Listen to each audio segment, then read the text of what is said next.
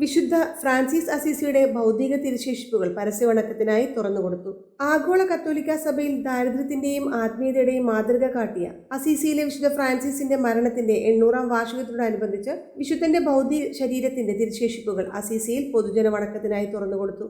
Saint Francis അസീസിയുടെ ബസിലിക്കയുടെ താഴത്തെ പള്ളിയിലാണ് തിരുശേഷിപ്പുകൾ പ്രദർശിപ്പിച്ചിരിക്കുന്നത്. ഫെബ്രുവരി മാസം 22-ാം തീയതി പ്രാദേശിക സമയം വൈകുന്നേരം 4 മണിക്ക് വിശുദ്ധന്റെ ഭൗതിക അവശിഷ്ടങ്ങൾ അടങ്ങിയ പേടകം അസീസിയുടെ പേപ്പൽ ബസിലിക്കകളുടെ പൊന്തിഫിക്കൽ പ്രതിനിധി കർദിനാൾ ആംഗേൽ ഫെർണാണ്ടസ് ആർത്തിമയുടെ മുഖ്യ കാർമ്മികത്വത്തിൽ കൊണ്ടുവരികയും തുടർന്ന് ബലിയർപ്പിക്കുകയും ചെയ്തു. 2026 മാർച്ച് മാസം 22 വരെയാണ് പൊതുദർശനം. 1230 വിശുദ്ധന്റെ മൃതദേഹം ബസിലിക്കയുടെ ക്രിപ്റ്റിൽ സംസ്കരിച്ചതിന് ശേഷം തിരുശേഷിപ്പുകളുടെ ആദ്യ പൊതു പ്രദർശനമാണിത്. ഫ്രാൻസിസ് അസിസി ഇന്നത്തെ ലോകത്തിന് നൽകുന്ന സ്വാതന്ത്ര്യത്തിന്റെ മാതൃക ആധിപത്യത്തിന്റെയല്ല മറിച്ച് സേവനത്തിന്റെയാണെന്ന് കർദിനാൾ ഫെർണാണ്ടസ് ആർത്തിമെ വചന സന്ദേശത്തിൽ അടിവരയിട്ട് പറഞ്ഞു.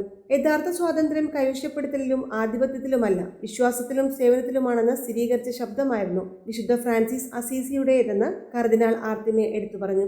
ഇതുതന്നെയാണ് ലൗകികമായ പ്രലോഭനങ്ങളിൽ ഉൾപ്പെടാതെ ദാരിദ്ര്യവും അനുസരണവും തിരഞ്ഞെടുക്കുവാൻ ഫ്രാൻസിസിനെ പ്രചോദിപ്പിച്ചതെന്നും അദ്ദേഹം കൂട്ടിച്ചേർത്തു. പാപം പെരുകിയെടുത്ത് കൃപ അത്യന്തം വർദ്ധിച്ചു എന്ന വിശുദ്ധ പൗലോസ് അപ്പസ്തോലന്റെ വാക്കുകൾ ഉദ്ധരിച്ചുകൊണ്ട് ഈ അതിസമൃദ്ധിയുടെ അടയാളമാണ് വിശുദ്ധ ഫ്രാൻസിസ് എന്ന് കർദിനാൾ ചൂണ്ടിക്കാട്ടി.